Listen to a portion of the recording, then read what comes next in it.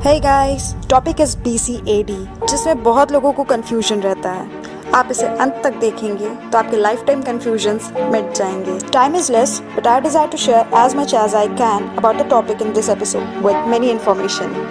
So here we go. तो अगर मैं आपसे पूछूं what's your date of birth, तो लेट्स सपोज आपने कहा कि आपकी डेट ऑफ बर्थ है 15 जुलाई 2008, तो क्या आप ये बता सकते हैं ये 2008 कहाँ से आया, ईयर्स कहाँ से काउंट हुए?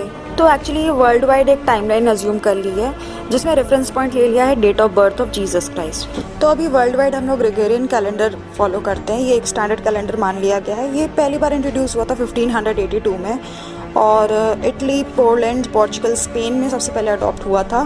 पोप ग्रेगरी ने स्टार्ट किया था, उसी के नाम पर ये पड़ा था। सो जीसस क्राइस्ट, जिन्हें फाउंडर ऑफ क्रिश्चियनिटी कहते हैं। एक इंटरेस्टिंग बात आपको बताएंगे हम। तो ऐसा कहा जाता है कि जीसस क्राइस्ट के बर्थ के शायद 10-15 साल मिसिंग हैं। बाइबल में प्रेजेंट टाइम में हमें ये कोई बताता नहीं, ये कहीं मेंशन नहीं करते कि उन्होंने कहाँ से आध्यात्मिक प्रेरणा ली। ऐसा कहा जाता है कि उनके जो ये 10-15 साल बाइबल में मिसिंग हैं, वो समय उन्होंने भारत में बिताए थे, वो भारत में थे, लेकिन ये कोई मेंशन नहीं करना चाहता। अगर हम ध्यान दें तो जीसस को लोग ईशा, ईशु ऐसा भी कहते हैं, और हमारे संस्कृत में ईश शब्द है जिसका अर्थ होता है प्रभु। अगर हम ध्यान दें तो ये जो वर्ड है क्रिश्चियन, क्रिश्चियनिटी, क्रिश्चियना, ये, और जो अगर हम लोग बोलें कृष्णा, कृष्ण, इन सभी शब्दों में सिमिलैरिटी है।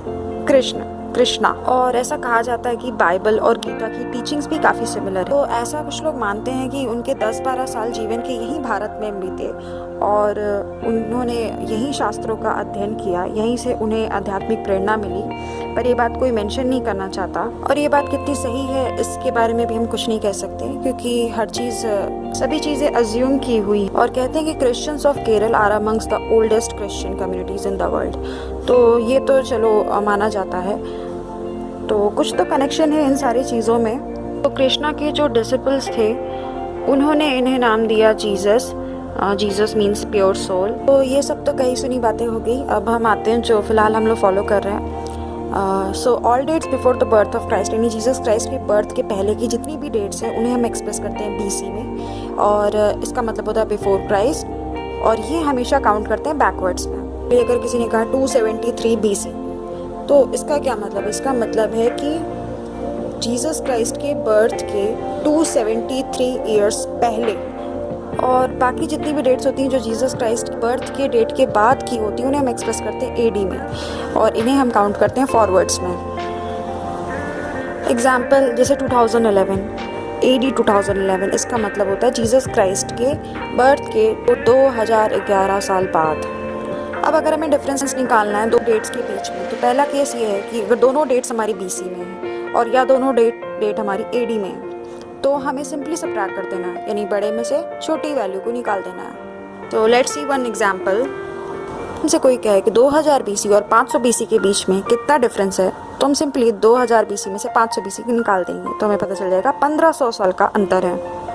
और अगर हमसे कोई पूछे कि AD 2000 और AD 2011 के बीच में कितना डिफरेंस है, तो फिर हम सिंपली सबट्रैक्ट कर देंगे और पता चलेगा हमें कि इसमें 11 ईयर्स का डिफरेंस है। यहाँ दोनों डेट्स AD में थी तो हमने सबट्रैक्ट कर दिया, वहाँ दोनों डेट्स BC में थी तो हमने सबट्रैक्ट कर दी। लेकिन अगर हमसे पूछा जाए कि दो डेट्स के बीच में डिफरेंस बताओ जिसमें एक डेट BC में और दूसरी AD में है, तब हमें क्या करना होगा? तब हमें एडिशन करना होगा। One date is in BC and the other date is in AD, so just simply add. For example, अगर हमसे कोई पूछे कि AD 1500 और 500 BC के बीच में कितने साल थे, तो हम इन दोनों को ऐड कर देंगे। एडिंग 500 ईयर्स प्लस 1500 ईयर्स, तो हमारे पास आंसर आ जाएगा 2000 ईयर्स, यानी कि 1500 AD और 500 BC के बीच में 2000 साल थे। तो अब जो हमने आपको बताया कि जीसस क्राइस्ट के बर्थ को हमने 0 मान लिया, और एक टाइमलाइन थी जिसमें हम फॉरवर्ड मूव करते थे, बैकवर्ड मूव करते थे, वो इस फिगर से आप पूरा अच्छे से समझ सकते हैं। कि देखिए, आप सेंट्रल पॉइंट पे यहाँ पे बर्थ ऑफ जीसस क्राइस्ट लिखा है, वहाँ 0 लिखा है उसके नीचे, और एक स्ट्रेट लाइन है जैसे हमारी नंबर लाइन होती है। अब इसमें जब हम राइट साइड अगर मूव करते हैं आगे की तरफ, तो 500 लिखा है, 1000, 1500। तो एक्चुअली ये अगर हमने बिगर वैल्यूज़ यहाँ पे लिख कर दिखाई है। अगर देखें तो वो 0 के बाद 1 2 3 4 5 ऐसे 100 आया होगा, फिर 500 आया है, फिर 1000, फिर 1500। तो जो हमारा राइट साइड का पूरा कॉलम है वो AD को प्रेजेंट कर रहा है, यानी कि जीसस क्राइस्ट के बर्थ को 0 माना, और जब हम राइट साइड में फॉरवर्ड मूव किए तो वो हमारा सभी AD हो गया। ओके, उसके बाद जो BC हमने कहा एक्सप्रेस करते हैं जितने भी जीसस क्राइस्ट के बर्थ के पहले के ईयर से, जब हम 0 से बैकवर्ड साइड काउंट करते हैं, पीछे मूव करते हैं, उल्टा जैसे गाड़ी रिवर्स जाती है, रिवर्स मूव करते हैं, तो वो BC में एक्सप्रेस करते हैं। तो BC में भी काउंटिंग तो 0 के बाद जब हम पीछे जाएंगे तो काउंटिंग तो वही होगी, 1 2 3 4 5, देन 100 आएगा, फिर 500 आएगा, 501 आएगा, फिर 1000, 1500। काउंटिंग तो वैसे ही होगी, काउंटिंग तो आगे ही बढ़ेगी 1 2 3 4, लेकिन ये पीछे के डायरेक्शन में उल्टा जाएगा, रिवर्स जाएगा, जैसे गाड़ी हमारी रिवर्स गियर लगाने के बाद जाती है। तो जैसे हमने अभी पीछे पूछा था कि 500 BC और AD 1500 के बीच में क्या डिफरेंस होगा, तो देखिए ये नंबर लाइन है, तो यहाँ पे बर्थ ऑफ क्राइस्ट को हमने 0 मान लिया, और फिर इधर तरफ AD हो गया और इधर तरफ BC हो गया। अब जब इन दोनों के बीच में हमसे डिफरेंस पूछा, ऑब्वियसली यहाँ से लेकर यहाँ तक के बीच में जो डिफरेंस पूछा है हमें, वो यही गैप होगा। तो ये BC है 500 और वो AD है 1500। ये डिफरेंस तभी निकलेगा ना जब हम ये AD, ये 1 2 3 4 5 6 टिल 1500 AD है, इस AD को इस BC में जोड़ देंगे। ये 1 2 3 4 5 रिवर्स में टिल 500 हमारा BC है। इन दोनों को जब जोड़ देंगे तभी हमारी इतनी दूर की डिस्टेंस निकलेगी। तो जब हमने 500 BC और 1500 AD को ऐड किया था तो 2000 साल आए थे। इसका मतलब हमारा इस 500 BC और इस 1500 AD के बीच में हमारे पूरे 2000 साल थे। यहाँ से लेकर यहाँ तक के बीच में हमने जब जोड़ दिया तो ये पूरा जो गैप निकला ये 2000 साल आया। अच्छे से समझ में आएगा जब हम एक और एग्जांपल लेंगे। अगर हमने कहा कि एक लड़का है वो 550 BC में पैदा हुआ और उसकी डेथ हो गई 480 BC में। यहाँ से आपको रिवर्स वाला समझ में आएगा। तो लड़के की बर्थ हुई थी 550 BC में और डेथ होगी 480 BC में। तो जब हमने बताया BC में रिवर्स काउंटिंग होती है तो 1 2 3 4 5 5, उसके बाद हमारा 400 आया होगा, फिर 480, फिर 481, फिर 500 आया होगा, फिर 550 BC आया होगा। तो BC में काउंटिंग तो रिवर्स होगी, लेकिन टाइम तो हमेशा आगे बढ़ता है ना। काउंटिंग रिवर्स होगी लेकिन टाइम आगे बढ़ेगा। मतलब ये रहा लड़का हमारा जो 550 BC में पैदा हुआ था और 480 BC में उसकी डेथ हो गई। तब उसकी एज क्या होगी, मतलब उसकी पूरी लाइफ टाइम के ईयर्स कितने होंगे। तो 550, फिर आया होगा 549, फिर आया होगा 500, फिर आया होगा 505, फिर ऐसे करते करते 400 आया होगा, फिर 480 BC आया है। तो जब हम इसके बीच का डिस्टेंस निकालना होगा तो हमने कहा जब दोनों डेट्स BC में है तो सब ट्रैक कर देंगे। 550 माइनस 480 कर देंगे तो 70 ईयर्स। इसका मतलब लड़के की उम्र 70 साल थी पूरी। उसका लाइफ का पूरा टाइम था 70 ईयर्स। टाइम हमेशा आगे बढ़ेगा लेकिन रिवर्स काउंटिंग होगी हमारी 0 के बाद। रिवर्स इसलिए बोल रहे हैं क्योंकि ये हमारा रिवर्स में ही जा रहा है। So what was his age when he died? He was 70 years old.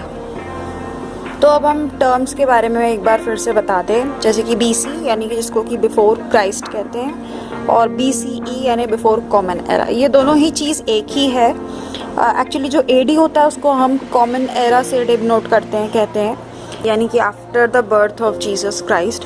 उसको हम कॉमन एरा भी कहते हैं, जो कि अभी चल रहा है, यानी क्राइस्ट के बाद से अभी तक और आगे भी ये कॉमन एरा से कहा जाता है। तो इसके पहले यानी बिफोर कॉमन एरा तो हो गया वही before Christ.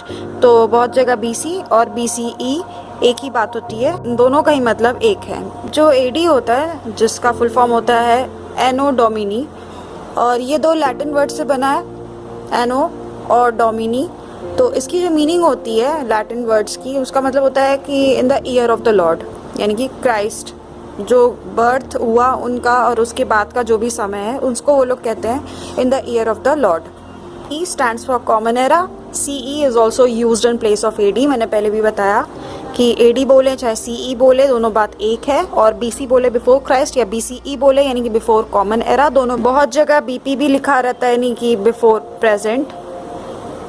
So sometimes BP, that is before present, is also used to denote past events. India में हमने ये सारे टर्म्स यूज़ करना शुरू किया है बस 200 साल पहले से लगभग, जब से मतलब इंडिया में ब्रिटिशर्स का इन्फ्लुएंस आया था, जब से भारत अंग्रेज़ों के गुलाम हो गए थे हम लोग, उसके बाद से ये सब इन्फ्लुएंस आया है। पहले हमारे यहाँ डेट्स कैलकुलेट करने के अलग तरीके थे। हम लोग विक्रम संवत के अकॉर्डिंग करते थे। ये विक्रम संवत जो हम पहले फॉलो करते थे अंग्रेज़ों के आने के पहले भारत के, वो एक्चुअली सम्राट विक्रमादित्य ने शुरू किया था। और सम्राट विक्रमादित्य जो कि चक्रवर्ती थे, का बहुत ही विशाल बड़ा एम्पायर था, जो कि अभी प्रेजेंट इंडिया के बाहर तक था। अगर हम मैप में देखें, जैसे मैप में हम देखें तो ये पाकिस्तान और अफ़गानिस्तान, तिब्बत और बांग्लादेश, भूटान, आसपास के जितने भी एरिया हैं, ये सारे एरिया उनके अंडर में आते थे पहले। आपने नाम सुना होगा कालिदास जी का, जो संस्कृत के महाकवि थे। वे भी सम्राट विक्रमादित्य के दरबार में नवरत्नों में से एक थे। तो नेपाल में विक्रम संवत हमारा अभी भी शायद फॉलो होता है, और नेपाल 2007 तक एक हिंदू कंट्री था और उसके बाद उसको सेक्युलर डिक्लेयर किया है। तो अकॉर्डिंग टू विक्रम संवत अभी हमारा 2077 चल रहा है। सम्राट विक्रमादित्य ने ये विक्रम संवत स्टार्ट किया था क्राइस्ट के 57 साल पहले, यानी कि before Christ, 57 years before Christ. तो वही हमारा 2020 चल रहा है, after Christ 2020 years and plus that 57 years before Christ. तो अब ये तो विक्रम संवत एक्सप्लेन करने वाली बात हो गई। तो अभी तो हम लोग विक्रम संवत फॉलो नहीं कर रहे, तो हम उस पर नहीं जाएंगे। हम बेसिकली जो एक्सप्लेन कर रहे हैं, जो इस समय प्रेजेंट टाइम में वर्ल्ड वाइड फॉलो हो रहा है, उसे। तो अब 2 पॉइंट्स हम नोट कर लेंगे, इससे हमें कभी लाइफ टाइम कन्फ्यूजन नहीं होगा। एक तो ये कि जब भी हमारा बिफोर क्राइस्ट का टाइम होता है, उसमें टाइम हमेशा डिक्रीजिंग ऑर्डर में रहता है। यानी जैसे मैंने एग्जांपल दिया था कि लड़के की बर्थ थी 550 BC में और डेथ होती है 480 BC में, तो ये टाइम उसका डिक्रीजिंग ऑर्डर में था।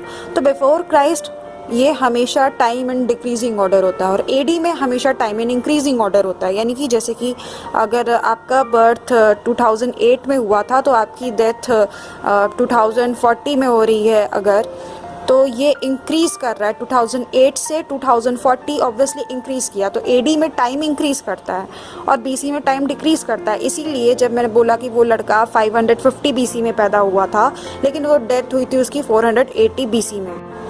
So 2 more examples and this concept will be saved in your mind permanently. अब अगर गौतम बुद्ध हैं, उनका अगर जन्म हुआ था 563 BC में, तो ये आज से प्रेजेंट टाइम से कितना साल पहले की बात होगी? तो सिंपली हमने कहा जब BC और AD की बात की जाए तो हम ऐड कर देंगे। तो प्रेजेंट टाइम का 2020 प्लस 563 यानी कि 2583 ईयर्स अगो, यानी प्रेजेंट टाइम से 2583 ईयर्स अगो गौतम बुद्ध का जन्म हुआ था। तो अब आप वीडियो को पॉज करिए और खुद बताइए कि अगर फर्स्ट बैटल ऑफ पानीपत 1526 में हुआ था, तो ये आज से कितने साल पहले की बात है? तो आप ज़रूर बता पा रहे होंगे। अगर प्रेजेंट टाइम में AD 2020 चल रहा है और हम पूछ रहे हैं AD 1526 के बारे में, दोनों AD है, तो सिंपली सब्ट्रैक्ट कर देंगे और हमें सब्ट्रैक्शन के बाद पता चलेगा कि आंसर आ रहा है 494 ईयर्स अगो, यानी कि फर्स्ट बैटल ऑफ पानीपत आज से 494 ईयर्स पहले हुई थी। सो फ्रेंड्स, आपके सभी कन्फ्यूजन अब तक मिट चुके होंगे। Tell me in the comment section and do share, like, और हाँ, सब्सक्राइब ज़रूर कर लीजिए, because many interesting things are about to come. Make sure you don't miss it.